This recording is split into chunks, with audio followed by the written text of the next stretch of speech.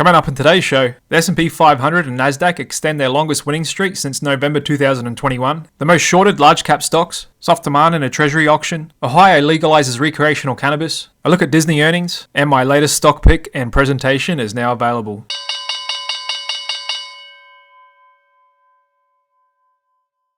Hey, what's up guys? Hope you're all doing well. Welcome back to the Click Capital Daily Market Show. I'm your host Jared. I'm going to get you all up to speed on the latest news, data and charts across financial markets. And it was another similar day to yesterday, with mega cap tech leading the way and continued weakness across the rest of the market, especially in small caps, again in energy and oil and gas with the price of crude falling. Otherwise, most other sectors showed a bit of checkered breadth out there as we work our way through the back end of Q3 earnings season. But before we get stuck into the daily show, as many of you guys know and have been waiting for, today is the day I make available my latest stock pick and presentation. And just to give you a bit of a quick recap, since microcaps as a whole have been beaten down the last 2 years, off more than 40% from their peaks, there's a lot of bargains out there in my opinion, and I've found one exceptional stock that I really like. I think it's my best pick this whole year. I've actually invested 12% of my long-term portfolio into it. It's a micro-cap stock under 300 million market cap, trades on the first tier OTC exchange, and therein lies part of the huge opportunity with this stock, as they've got a good chance of being uplisted to the NYSE or Nasdaq over the coming year, and that way the big institutional money can buy the stock, and that often results in a huge increase in the stock price. And this is not some flimsy little penny stock. It's actually very profitable in a high growth industry, pays a quarterly dividend with a yield above 10%, has a strong balance sheet, almost no debt, management is very qualified, and some of the largest owners of the stock, they think the stock's undervalued as well. That's why they're buying back the stock, and it's currently priced under $15, and I think its fair value is more closer to $50, which I honestly think it could potentially reach in the next 1 to 2 years, as there's a number of catalysts. And so what I'm offering all you guys today is a chance to learn what stock this is and get instant access to my 45-minute special presentation video I've recently just made, which includes a 27 slide deck plus research material. And this is a very simple, easy to understand business. Which are the companies I prefer to invest in? I don't like to invest in anything I don't understand. And so I'm going to run you through all the fundamentals, valuation and technicals of the stock. I'm going to let you know what my investment objectives and plan is with it. I'm only charging a one-time fee of $59 to get instant access to this presentation today. And I'm really confident that you'll find a lot of value in it. And if you don't think you've got value for your money, I'm offering a 7-day money-back guarantee. However, once you see the stock and my thesis for it, I think you'll agree it is a really unique opportunity in the beaten down micro-cap sector, and included with that price will be periodic updates from me, where I'll keep you updated on the stock, the industry, and my investment in it, as I'm looking for 100 to 200% returns over the next year or two. This is not just a little swing trade for me. I'm going for some material gains here. And so those of you new to this channel might be wondering a bit about who I am. My name's Jared, that's me there, with my beautiful wife on a recent boat trip we took, and that's me there caddying for a pro golfer in the New Zealand Golf Open. And just to be clear, I'm not a licensed financial advisor, so this presentation I'm offering is not financial advice or any recommendation. However, I do own 2 registered companies, one Greenstone Digital that I run my online business Click Capital under, and another called Redbridge Capital, which I do all my trading under, and I'm considered by my government, broker, and the exchanges as a professional investor. I have to pay tax on all my trades, something most Kiwis don't, and I also have to pay higher fees for data and things like that. So I'm not a normal retail trader, I am classified as a professional. I have qualifications in the financial industry. I worked for Australia's biggest investment bank from 2006 to 2008 before I resigned. I've been trading and investing for over 20 years, working for myself for 15, and apart from trading and investing, I run Click Capital and the daily market show you're watching right now, and I base myself out of the beautiful Queenstown, New Zealand,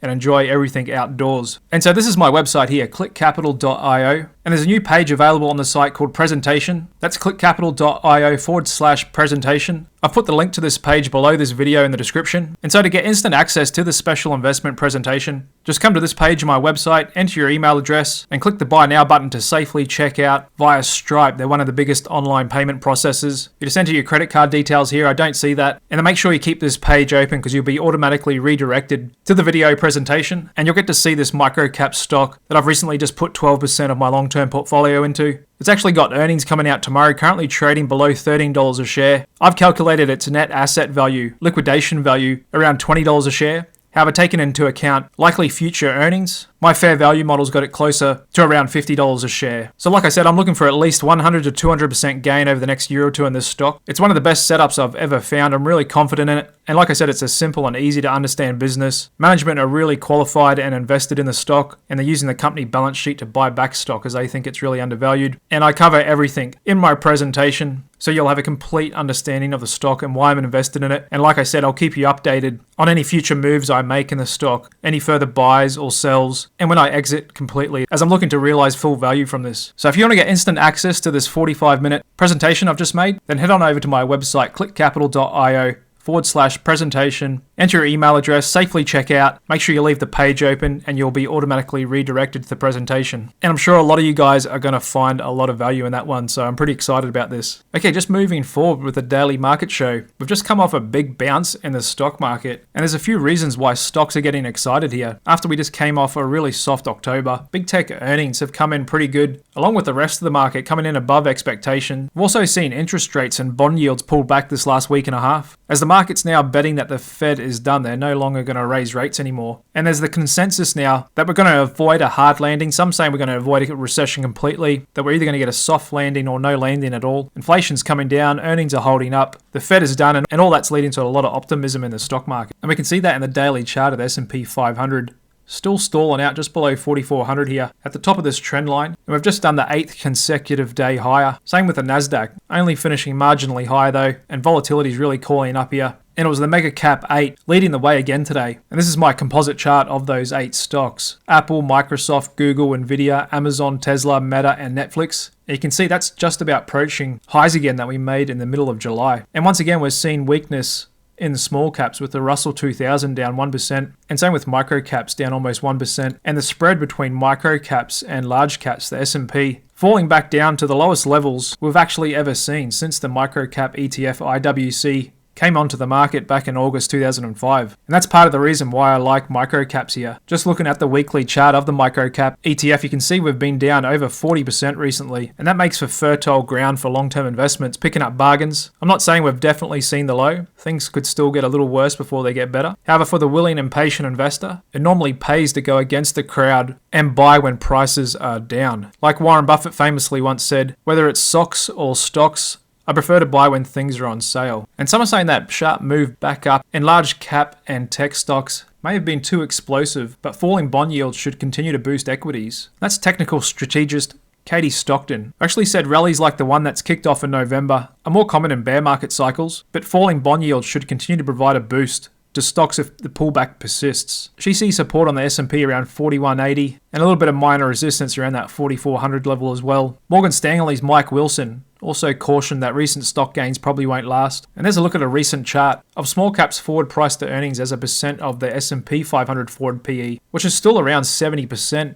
And at historical lows are the spread between the valuations between small caps and large caps. And here's some more data to see that dynamic. And that's the spread of the earnings yield of small cap value stocks versus large cap growth, with the earnings yield of small cap value stocks more than 21% higher than that of large cap growth. And looking back in history, we've only seen that 1.7% of the time. And when that happens in the 10-year period following that, small cap values returned a huge 16.8% a year more than large cap growth. And this is how I'm positioned in my own portfolios. I'm underweight large caps, and in recent times I've been increasing my allocation to small caps and micro caps, value stocks and dividend paying stocks, as I believe in the coming years they're highly likely to outperform. And it pleases me to see that that is not the consensus, as not many people on Wall Street want to bet against the Magnificent Seven, as short interest in the high-flying mega cap tech stocks is at an all-time low. And we can see that in this chart here, with the amount of short interest in those top 7 stocks as a percentage of their market cap. And that's fallen down just above 1%. And so for the last couple of years, this has been the consensus trade, mega cap tech, with many people believing that this is going to continue indefinitely and still has plenty more room to run and that valuations don't matter. And unfortunately, a lot of people that believe that haven't been in the market for that long and or are willfully ignorant of historical patterns and what significantly overpaying for earnings usually results in. On the other side of the coin, just looking at the stocks that Wall Street is betting against the most, inside the S&P 500, ExxonMobil coming in number 1, overtaking Tesla, which held the top spot as the most shorted stock for 4 consecutive months. Following Exxon and Tesla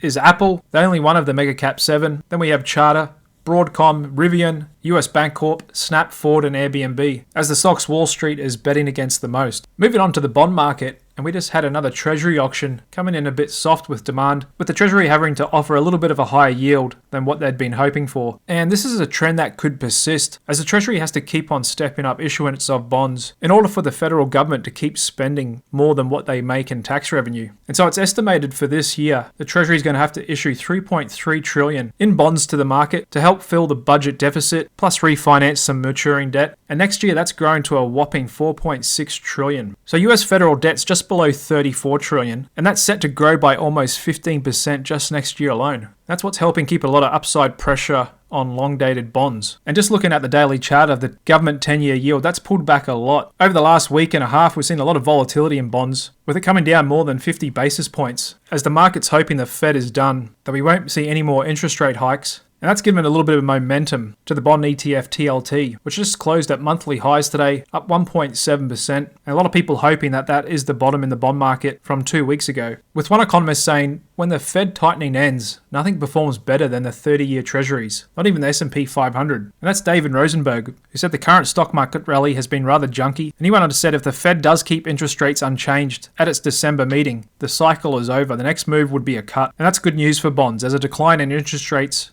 would drive bond prices higher. And that is true looking back in history. The bond market usually gets ahead of the Fed, and we can see that in this monthly chart here of TLT in the candles, and I've overlaid it with the Fed fund rates in this orange line here. And you can see how that big increase in the Fed rate caused the bond market to have its worst sell-off ever. Then back here in 2019, the Fed cut in August, paused a little bit before COVID, then dropped rates right down to rock bottom, and that gave us that big rally up in bonds. However, looking back in 2008, the global financial crisis, the Fed was already cutting rates in August 2007 and kept cutting rates right till early 2009. But TLT only really had 2 big up months, a real sharp move up, then kind of lost it all back again. And so the bond market, especially long-dated durations, are much more sensitive to interest rate risks and can be quite volatile. However, the difference this time compared to last cycles, we've got inflation a bit higher and a bit more sticky and structural coming off 15 years, with the system being flooded with liquidity and rock bottom rates, government stimulus. And so the Fed may not be able to drop rates right back to rock bottom like a lot of us have been used to this last 15 years. And so it could be many years before we see TLT back up at these highs around 170, 180 we saw back in COVID. However, the bond market still does look better valued relative to stocks, so we can see that in my optimal stock bond allocation indicator, with the current recommendation of 56.7% in bonds versus 43.3% in stocks. And that's the highest recommendation to bonds over stocks since 2007, right before the stock market crashed and the S&P came off over 55% in the GFC. And just switching this monthly line chart over to TLT, we can see when TLT ripped up during COVID after the Fed dropped interest rates, my allocation indicator only recommended 13% to bonds back there and absolutely nailed it, as it could see the bond market was significantly overvalued versus stocks. However, that's flipped now, with the stock market holding up pretty good and the bond market getting crushed. Moving on to the commodity market, we've got continued falls in the price of oil, as we're seeing pullbacks in demand, a bit of build up in supplies, with the reported weekly rise in US supplies of nearly 12 million barrels. And this is on the back of some weak data we got out of China yesterday,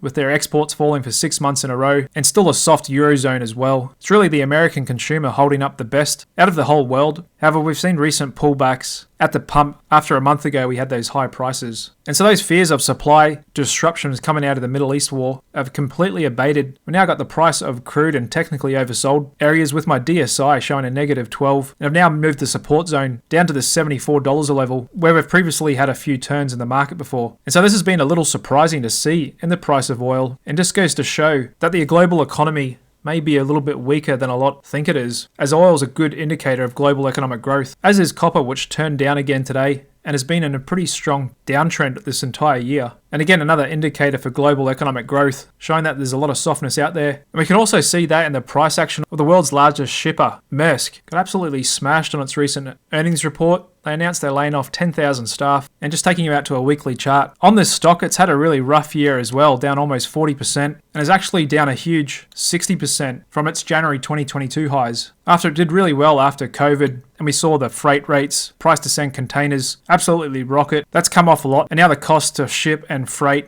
is back below pre-pandemic levels. So once again, not a good indication of global economic growth. Moving on, we got another positive development in the cannabis sector, with the US state of Ohio becoming the 24th state to allow the recreational use of marijuana after making it legal for medical use in 2016, with the yes vote coming in at a strong 57%, and another sign to the Biden administration that the majority of Americans want their plant to be legalized. And so this should be a good move for Biden to do before the election in November next year, and he did promise it in his campaign to legalize cannabis on the federal level, but we're still waiting from the DEA to reschedule it from Schedule 1 in the same category as heroin to a more softer Schedule 3, and that should pave the way for more legalization. We also got the Safer Banking Act trying to go through Congress. That's still up in the air, but it is a move in the right directions to get more and more states coming on board and hearing the will of the people. And that helped the price action in the cannabis ETF MSOS today, being the winning sector, up 3.5% in an otherwise soft tape for small stocks. And this is a sector I'm going to continue paying close attention to, as I think it has a lot of opportunity. We also just got earnings out from Disney after close as I speak. They've been having a real hard time lately, with the return of CEO Robert Iger to try and turn things around, as they have been hurt by the combined effects of weaker results at ESPN, softer growth in the streaming sector, and the continued erosion of the linear TV viewing. They're still considering the sale of non-core assets like ABC and still deciding what to do with ESPN. They just hired a new CFO and managed to deliver earnings per share of 82 cents, coming in 15% above expectations, with revenue coming in line. And just taking you down to a 5-minute chart to see how we're trading after hours here. Had a pretty good pop, just pulled back a little bit, but still up about 3% after hours. And just taking you out to a weekly chart to see how much it's been hit. One of the worst performing large caps over the last couple of years. It's been in a pretty strong bear market for 2 years and down a huge 60% from their highs. However, if Bob Iger can work his magic again, this could be setting up for a pretty good turnaround story, and I can see in my stock fair value indicator that's got fair value at $125, and currently at $87, we're about 30% below that. So Disney could be undervalued here if Bob can at least get it back to some high single-digit growth numbers, if not low double digits. Just moving on to economic data, we really don't have a lot out this week. Retail sales in the Eurozone still down 2.9% year over year. Then tomorrow we'll be looking at the usual weekly jobless claims, and not a whole lot else to finish out the week. Fed Fund futures still saying with high probability that the Fed is done hiking rates, with them expecting to cut rates around May or June next year, and the market forecasting that the Fed funds rate will be a full percentage point lower this time next year. Even though we've had a really good bounce in the stock market over the last week,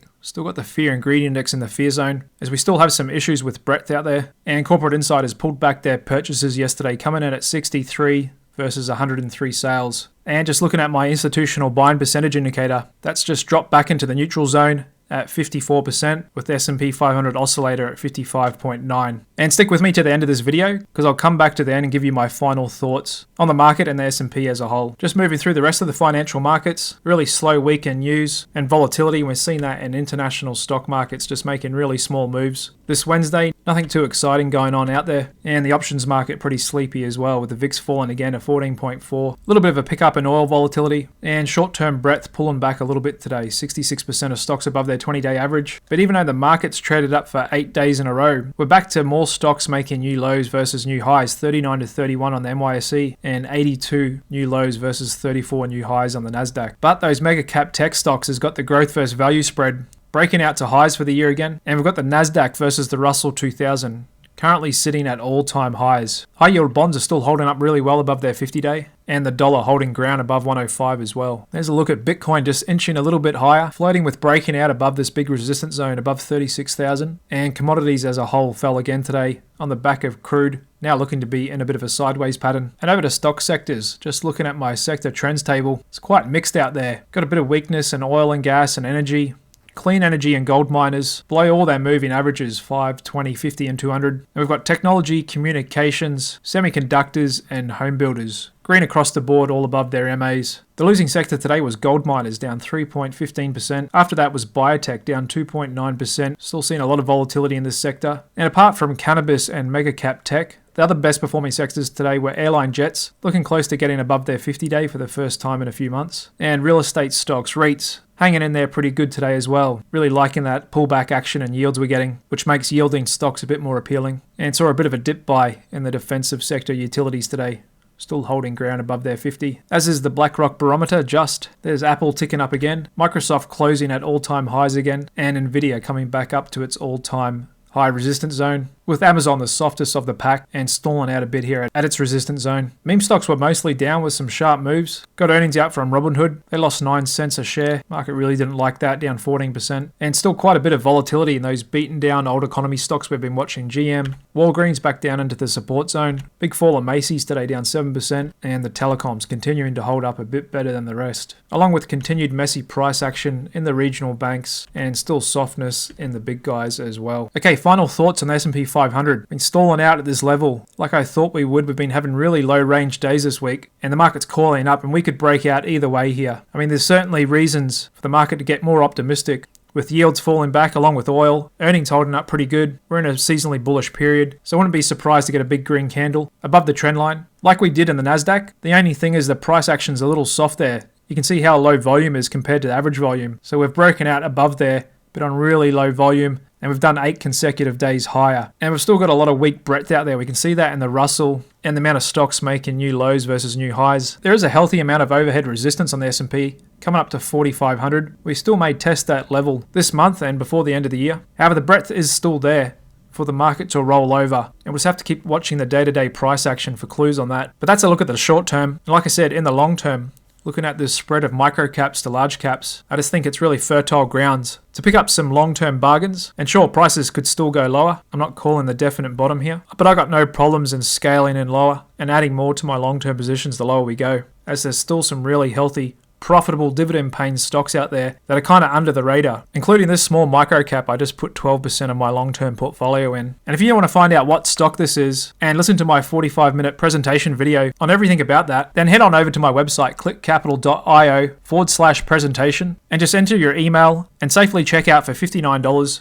and you'll get instant access to that video and you can find out right away what stock that is and all the good reasons why I've invested in it and why I think it has the potential to at least double or triple in price over the next 1 to 2 years. So if you're interested in learning more about that, click the link below this video to go to this page on my website and you can get instant access to that now. And I'm sure you guys will find a lot of value in that. That's all for the daily show for today. Thank you very much for tuning in and watching, and I hope to see you all again tomorrow afternoon. Cheers.